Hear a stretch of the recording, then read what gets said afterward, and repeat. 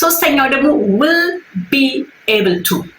ይሄ ደግሞ የአንድ ሰው ችሎታ የወደፊት ችሎታውን አሁን የማይችለውን ግን ወደፊት የሚችለውን እና መቼ እንደሚችል ስንናገር will be able to እንጠቀማለን። ለምሳሌ አንድ ሰው መኪና ለመንዳት ድራይቪንግ ላይሰንስ ያስፈልገዋል እና ይሄ ሰው መኪና እየተለማመደ ነው ማለት ነው። ስለዚህ አሁን መኪና በራሱ ይዞ መውጣት አይችልም፣ ምክንያቱም ድራይቪንግ ላይሰንሱ የለውም። ስለዚህ የዚህ ሰው የችሎታ ስንናገር ምን እንላለን? He will be able to drive once he gets his driving license. Okay, that's it. ያ ምንድን ነው?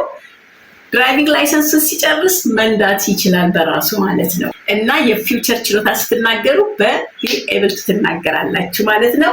Now you know you use can when you are talking present ability, could, the past ability, will be able to for the future ability. Well done, class. All right, ladies and gentlemen, we're done for a day. Until I see you in the next interesting and exciting lesson. Have a nice day. See you soon.